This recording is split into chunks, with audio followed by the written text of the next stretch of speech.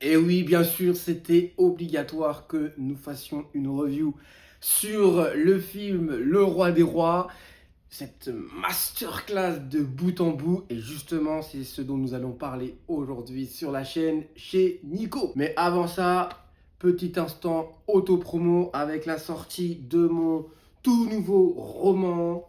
Vous voyez comment ça brille, comment ça sent bon, spécialement fait pour vous, pensé pour vous. C'est le livre à lire pour Noël. Vous voyez comment il est magnifique et je vous le recommande chaudement pour un cadeau de Noël à glisser subtilement sous le sapin de Noël. Je vous lis rapidement la quatrième de couverture. Une seule lecture, un soir de Noël pour atteindre vos rêves ou détruire votre univers. Voilà de quoi teaser. C'est la version brochée et juste ici vous avez la version reliée qui est encore plus extraordinaire. Bon, j'avoue, je vends évidemment mon livre puisque je l'ai écrit. Cela va de soi. Avec des illustrations ultra choc, ultra esthétiques. Avec, vous voyez, un chara design unique, pensé pour vous. Des petits symboles de Noël. Euh, voilà, je vous recommande ce récit qui vous fera voyager au bout des étoiles. Il se trouve que l'histoire que je veux te raconter parle d'un roi, le roi des rois. Place à la review maintenant. Alors, que dire de ce film d'animation produit par les studios Angel, si je ne m'abuse, et Sage. Vraiment, c'est du miel. C'est du miel.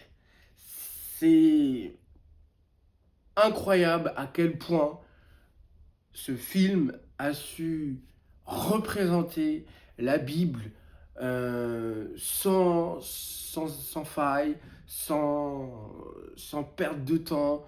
Franchement, le film, il glisse tout seul.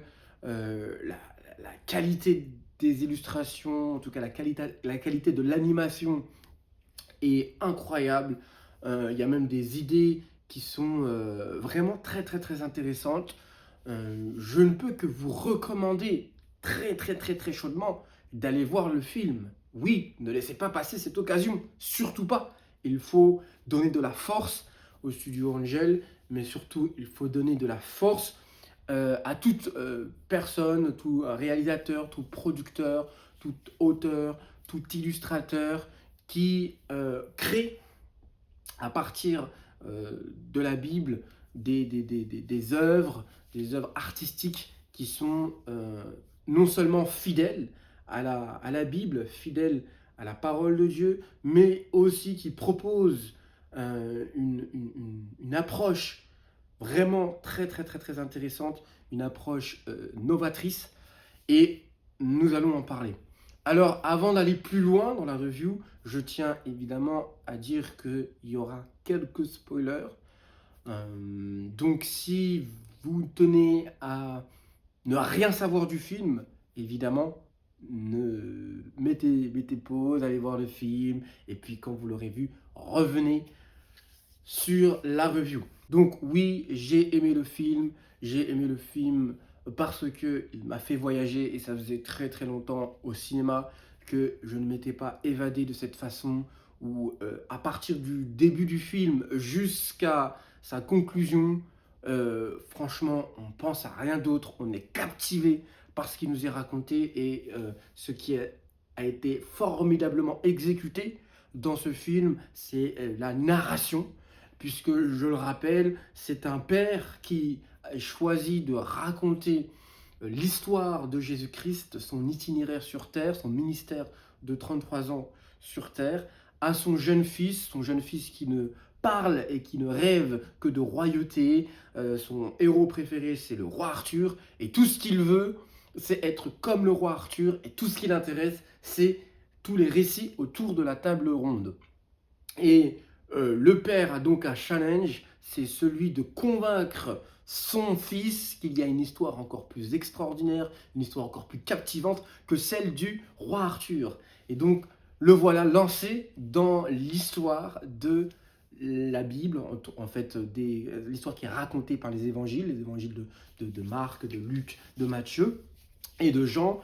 Et vraiment, cette double narration, finalement, hein, cette narration qui est entremêlée dans dans une autre narration, fonctionne à merveille.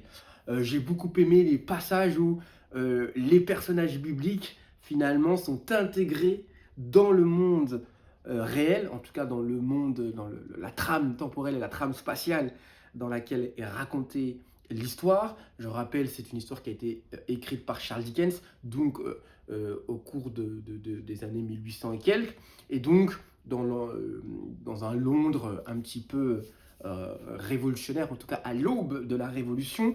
Et donc, oui, c'était très ingénieux en fait, même de faire ce basculement constamment entre l'histoire du Nouveau Testament, l'histoire des évangiles, où on voit Jésus-Christ progresser, et, avancer, suivre sa destinée, avec évidemment en compagnie de ses disciples, les disciples qu'il a lui-même choisis, et de voir que en fait il y a une interaction entre l'enfant qui écoute l'histoire, l'enfant qui découvre l'histoire de Jésus-Christ, et les personnages bibliques, et surtout Jésus-Christ. Donc il y a des moments dans le film où on voit que Jésus-Christ, dans son histoire, il arrive à voir l'enfant, il lui sourit, il lui transmet de la tendresse, de la compassion, et c'est comme une manière de dire que oui,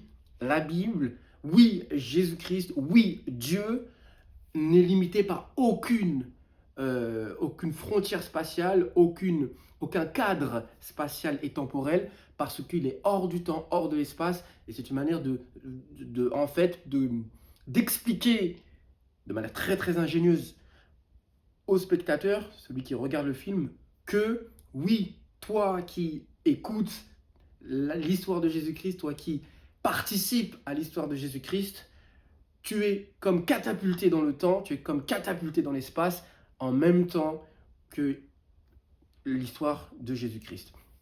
Et ça permet de dire qu'il n'y a pas de, pour Dieu, il n'y a pas de temps, il n'y a pas d'espace, il n'y a pas un lieu prédéfini pour que ce qui a été accompli il y a à peu près 2000 ans, c'est encore actuel aujourd'hui. Ce que Jésus-Christ a fait il y a 2000 ans, c'est comme si c'est encore actuel aujourd'hui.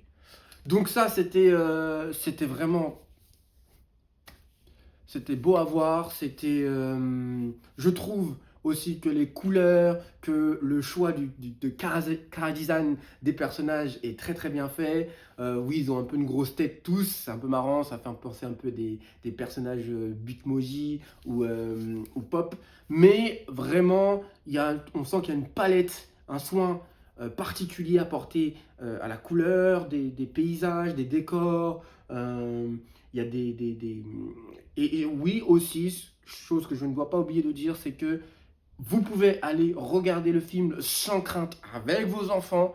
Et ça, de toute façon, le film est fait pour les enfants, puisque finalement, l'histoire est racontée à un enfant. Donc, il y a tous les termes, tout ce qui peut paraître un peu difficile dans la lecture de la Bible est finalement facilité pour que tout enfant puisse comprendre et participer au voyage de Jésus. Mais aussi, ce que je veux dire, c'est qu'ils n'ont rien enlevé à la gravité de certains moments de la vie de Jésus. Par exemple, quand il est livré aux soldats romains, quand il est à tort accusé, maltraité, fouetté. Tout ça est retranscrit dans le film. Ils ont vraiment réussi à mettre un condensé de pas mal de miracles que Jésus a accomplis, et on arrive, en fait c'est comme si on regardait une représentation animée d'un évangile en fait. Donc c'est très très très bien fait. Le message est là, le message est percutant. Oui, nous avons besoin de Jésus, c'est le seul qui permet que nous soyons sauvés, qui permet que nous échappions à la mort, à la perdition. Oui, c'est Jésus-Christ, l'agneau de Dieu, le Fils de Dieu, qui est venu du ciel sur la terre pour nous montrer le chemin jusqu'à Dieu. Et oui, le film l'illustre parfaitement, le démontre parfaitement. Donc, je vais pas m'étendre plus sur le sujet, à part vous dire que j'ai été conquis, que c'est à partir d'hier, puisque c'est hier que j'ai vu le film, c'est mon dessin animé, c'est devenu mon dessin animé préféré, que je regarderai à coup sûr dès que l'occasion m'en prête. Mais vraiment, ne passez pas à côté, réservez une après-midi, parce que je crois que les séances ne sont disponibles que l'après-midi.